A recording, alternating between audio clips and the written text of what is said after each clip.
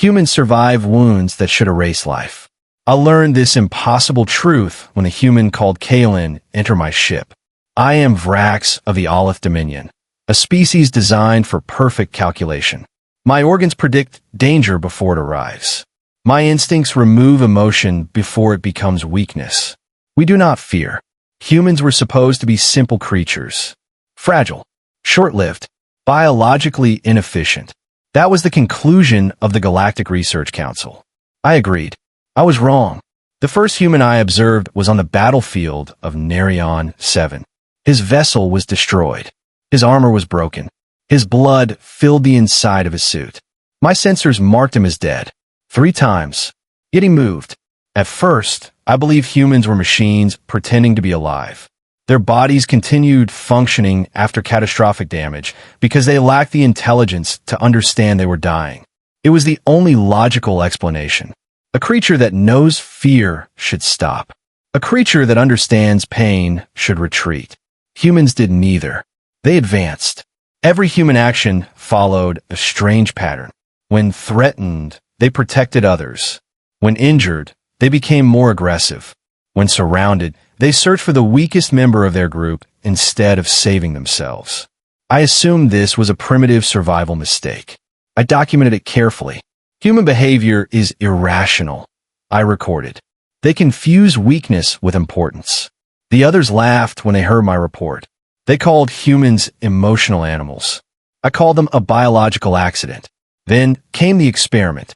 The Galactic War Council captured 1 human soldier. They wanted information about Earth's military strength. They wanted to understand why a small species without claws, armor, or natural weapons had defeated larger civilizations. I was assigned as the observer. The council wanted answers. I wanted confirmation of my theory. The human was placed inside a containment chamber. His name was Kalen. He sat quietly. Too quietly. I studied him. Most captured species displayed panic. Their heart rhythms changed. Their bodies released survival chemicals. They begged. Humans did something different. They waited. I concluded humans had poor awareness of danger. Another mistake. The commander entered the chamber and asked a simple question. How many enemies have you killed? The commander laughed after asking. He expected fear. He expected shame. Humans were known for pretending to be peaceful. I believed Kalen would deny everything. Instead, he looked at the commander. Then he answered. A single number. The room became silent. My translation system confirmed a response. No error. No misunderstanding. The commander stopped laughing. I watched the human carefully. His face showed no pride, no excitement, no pleasure. This confused me. A predator should enjoy its victories.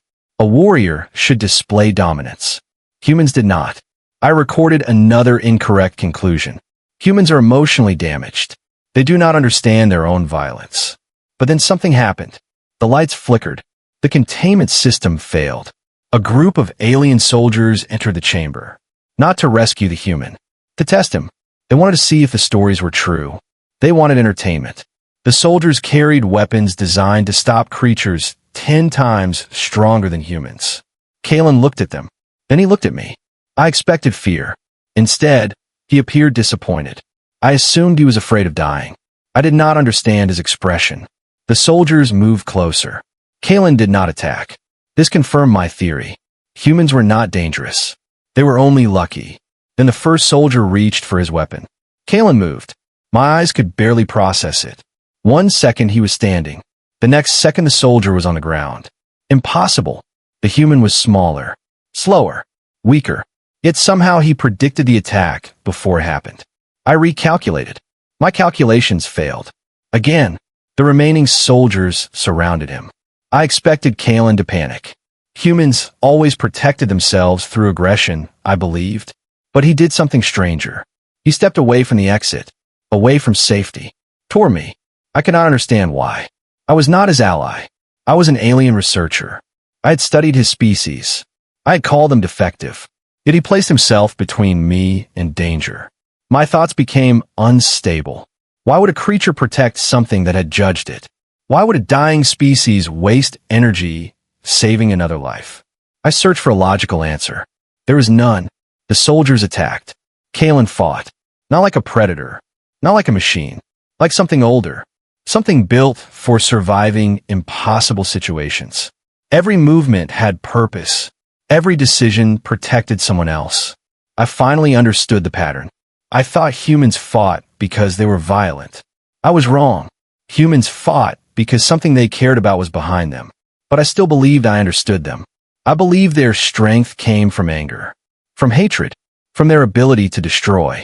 I believed the human called Kalen was dangerous because he could kill. Then the battlefield alarms activated. A message appeared across every screen in the station. More human ships had arrived. Hundreds. The commander smiled.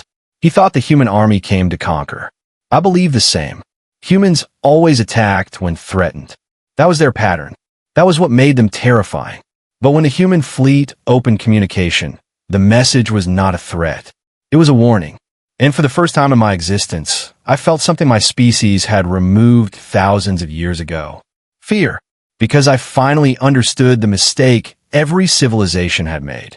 We had been measuring humans by what they could destroy. We never asked what they were willing to endure. The human fleet remained silent. No weapons fired. No demands were transmitted.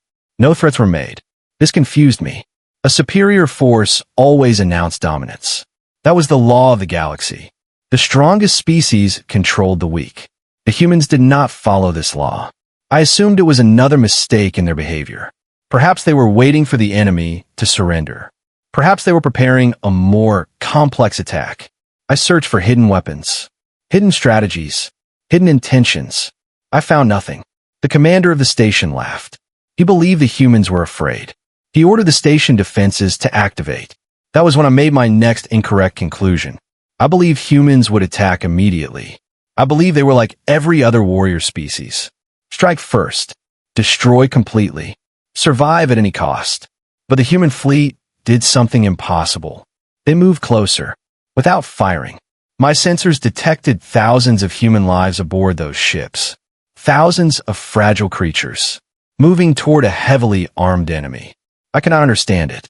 It violated every survival calculation. A creature that values life should avoid danger. Humans search for it. What's its Kalen? He was still standing in the chamber. Still wounded. Still exhausted. Yet his eyes were focused on the approaching fleet.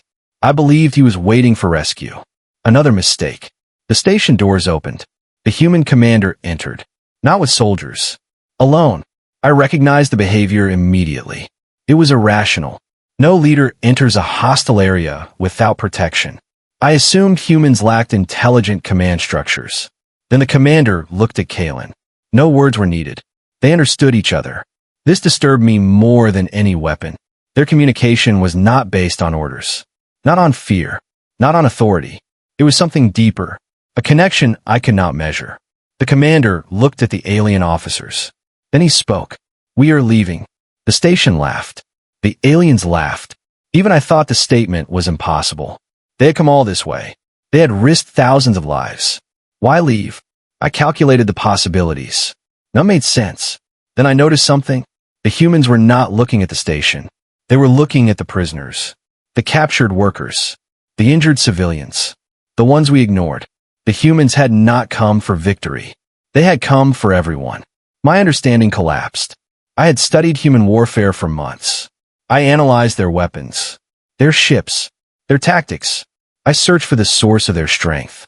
I never considered that their greatest weapon was not designed to kill. It was the reason they refused to stop. The station commander ordered an attack. The first blast hit the human fleet. I expected destruction. Instead, the human ships moved forward. Damaged, burning, still moving. My sensors screamed warnings.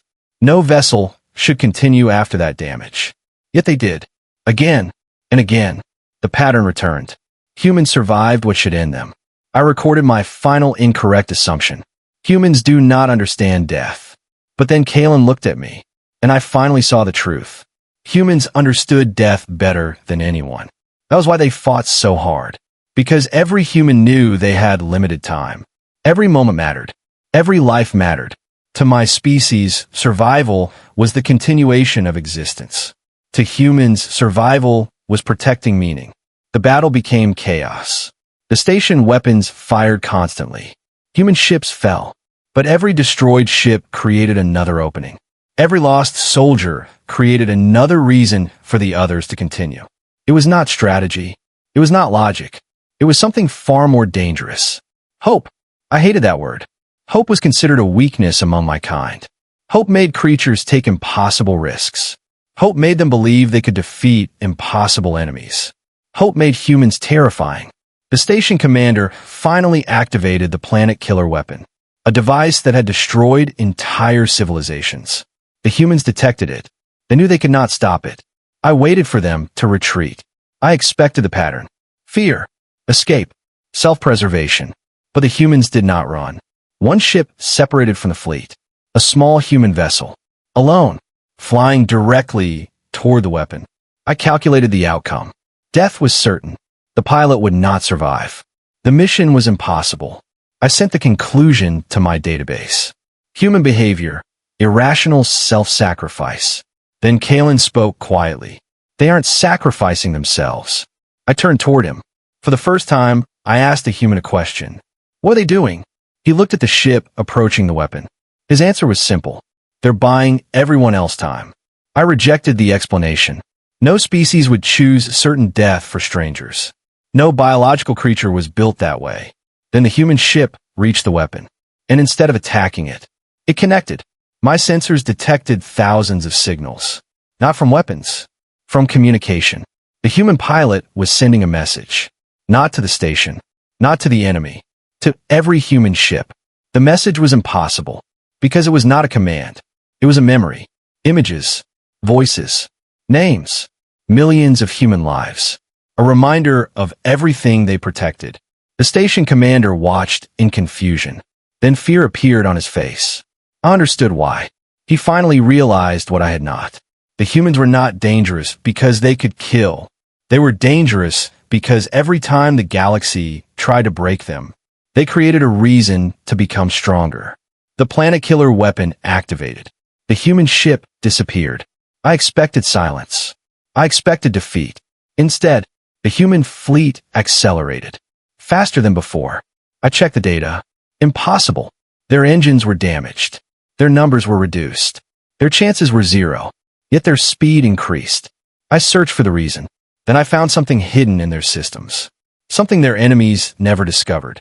Something even humans rarely admitted. Their strongest ability was not strength, not intelligence, not technology. It was an ancient survival instinct buried inside every human. The closer they came to extinction, the more dangerous they became. And at that moment, I finally understood the answer Kalen had given earlier. The kill count was never a measurement of how many enemies a human could destroy. It was a warning about what happens when a human decides something is worth protecting. And the galaxy was about to learn the true meaning of that number. The galaxy feared humanity's power, but it never understood their true strength. If you want more legendary HFY stories, like, subscribe, and join us for the next chapter of humanity's impossible journey.